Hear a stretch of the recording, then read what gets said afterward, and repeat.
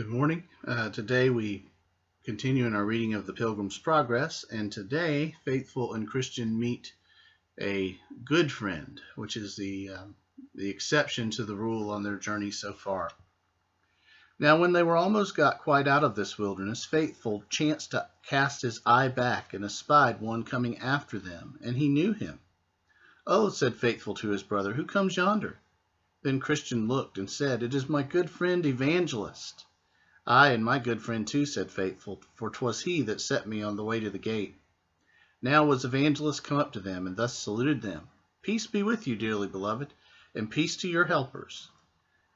Christian: "Welcome, welcome, my good Evangelist. The sight of thy countenance brings to my remembrance thy ancient kindness, and unwearied laboring for my eternal good."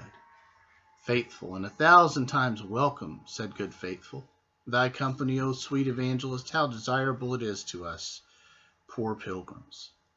Then said Evangelist, "How hath it fared with you, my friend, since the time of our last parting? What have you met with, and how have you behaved yourselves?" Then Christian and Faithful told him of all the things that had happened to them in the way, and how with what difficulty they had arrived at that place. "Right glad I am," said Evangelist, "not that you met with trials, but that you have been victors. For that you have, notwithstanding many weaknesses, continued in the way to this very day. I say, right glad I am of this thing, and that for mine own sake and yours. I have sowed, and you have reaped, and the day is come when both he that sowed and he that reaped shall rejoice together. That is, if you hold out, for in due time you shall reap if you faint not. The crown is before you, and it is an incorruptible one. So run that you may obtain it. Some there be that set out for this crown, and after they have gone far for it, another comes in and takes it from them. Hold fast, therefore, that you have. Let no man take your crown. You are not yet out of the gunshot of the devil. You have not yet resisted unto blood, striving against sin.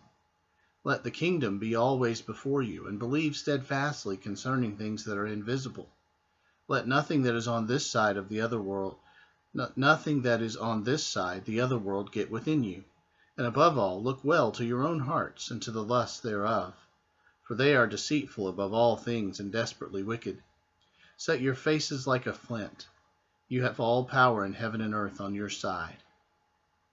Then Christian thanked him for his exhortation, but told him withal that they would have to him speak farther to them for their help the rest of the way, and the rather for they well knew he was a prophet, could tell them of things that might happen to them, also how they might resist and overcome them.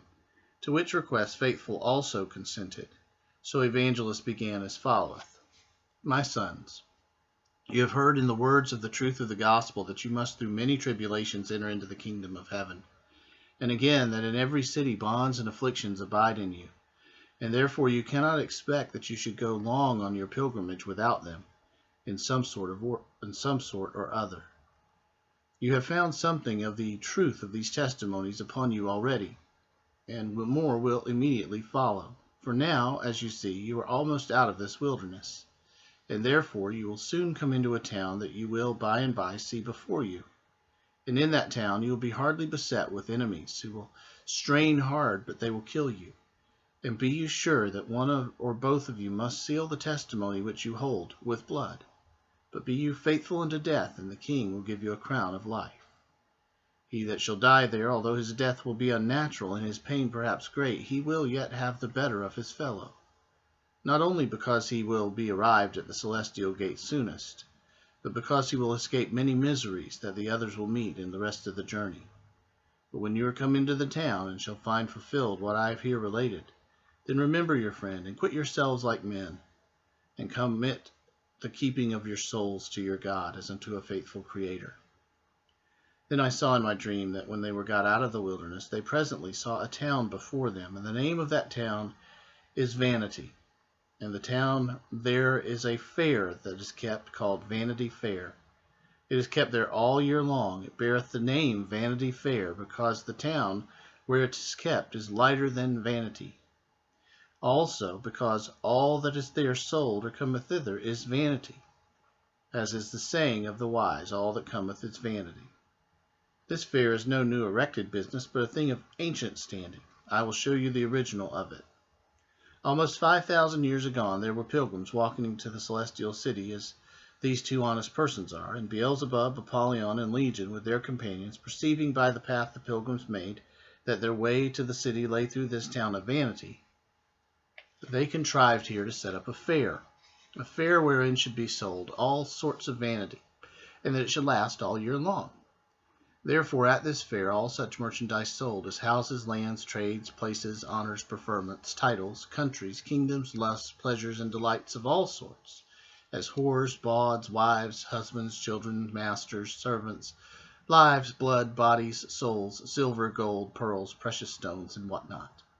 And moreover, at this fair there is at all times to be seen jugglings, cheats, games, plays, fools, apes, knaves, and rogues, and all of that sort. Here, too, are to be seen, and that for nothing, thefts, murders, adulteries, false swearing, and that of a blood-red color. And as in other fairs of less moment, there are several rows and streets under proper names where such and such wares are vended. So here likewise you have the proper places, rows, and streets, where the wares of this fair are soonest to be found. Here is the Briton row, the French row, the Italian row, the Spanish row, the German row, where several sorts of vanities are to be sold. But as in other fairs, some one commodity is the chief of all the fair. So the ware of Rome and her merchandise is greatly promoted in this fair. Only our English nation with some others have taken a dislike thereat. Now, as I said, the way to the celestial city lies just through this town where this lusty fair is kept. And he that will go to the city, and yet will not go through this town, must needs go out of the world. The Prince of Princes himself, when here, went through this town into his own country, and that upon a fair day too. Yea, as I think it was Beelzebub, the chief lord of this fair, that invited him to buy of his vanities. Yea, he would have made him lord of the fair, yet would we have done reverence as he went through the town. Yea, because he was such a person of honor, Beelzebub had him from street to street, and showed him all the kingdoms of the world in a little time, that he might, if possible, allure the Blessed One to cheapen and buy some of his vanities. But he had no mind to the merchandise, and therefore left the town, without laying so much as one farthing upon the vanities. This fair, therefore, is a very ancient thing, of long standing, and a very great fair. Now these pilgrims, as I said, must needs go through this fair. Well, so they did, but behold, even as they entered into the fair, all the people in the fair were moved, and the town itself as if it were in a hubbub about them, and that for several reasons. First, the pilgrims were clothed in such a raiment as was diverse from the raiment of any that was traded at the fair. The people, therefore, of the fair made a great gazing upon them. Some said they were fools. Some said they were bedlams. Some said they were outlandish men.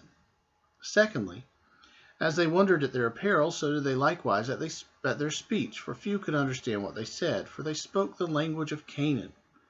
But that they kept the fair were the men of this world, so that from one end of the fair to the other they seemed barbarians each to the other. Thirdly, but that which did not a little amuse the merchandisers was that the pilgrims sat very lightly by all their wares. They cared not so much to look upon them. And if they called upon them to buy, they would put their fingers in their ears and cry, "Turn away from mine eyes from beholding vanity."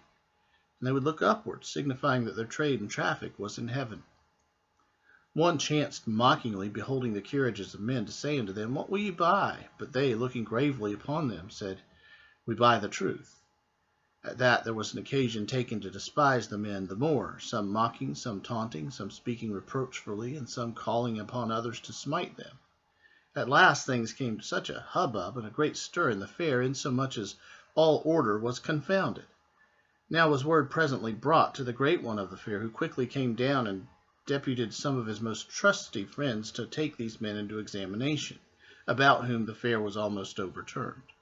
So the men were brought to the examination. They sat upon them and asked whence they came, where they went, and what they were there doing in such an unusual garb. The men told them that they were pilgrims and strangers in the world, and that they were going to their own country, which was the heavenly Jerusalem, and that they had given none occasion to the men of the town, yet to the merchandisers, to thus abuse them, and to let them in their journey.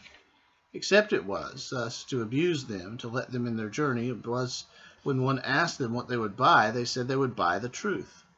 But that they that were appointed to examine them did not believe them to be any other than bedlams and mad, or else such as came to put all things into confusion in the fair. Therefore they took them and beat them and bespeared them with dirt, and then put them into the cage, that they might be made a spectacle to all the men of the fair. And therefore they lay there for some time, and were made the object of any man's sport or malice or revenge, the great one of the fair laughing still at all that befell them. But the men, being patient, not rendering railing for railing, but contrariwise blessing, and giving good words for bad, and kindness for injuries done, some men in the fair that were more observing and less prejudiced than the rest began to check and blame the baser sort for their continual abuses done by them to the men.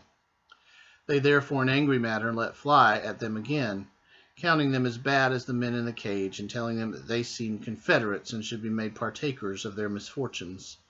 The other replied that, for aught they could see, the men were quiet and sober, and intended no bodily harm, that there were many that traded in their fare, that they were more worthy to be put in the cage, yea, in pillory too, than were the men that had been abused. Thus, after divers words had passed on both sides, the men behaving themselves all the while very wisely and soberly before them, they fell to some blows among themselves, and did harm to one another. Then were these two poor men brought before the examiners again, and charged as being guilty of the late hubbub that had been in the fair. So they beat them pitifully, hanged irons upon them, and led them in chains up and down the fair for an example and a terror to others, lest any should speak further in their behalf, or join themselves unto them. But Christian and Faithful behaved themselves yet more wisely, and received the ignominy and shame that was cast upon them with so much meekness and patience, that it won to their side, though very few in comparison of the rest, several of the men in the fair. This put the other party into yet greater rage, insomuch that they concluded the death of these two men. Wherefore they threatened the cage, nor irons should serve their turn, but that they should die for the abuse they had done, and the deluding the men of the fair. Then they were remanded to the cage again, until further order should be taken with them. So they put them in, and made their feet fast in the stocks.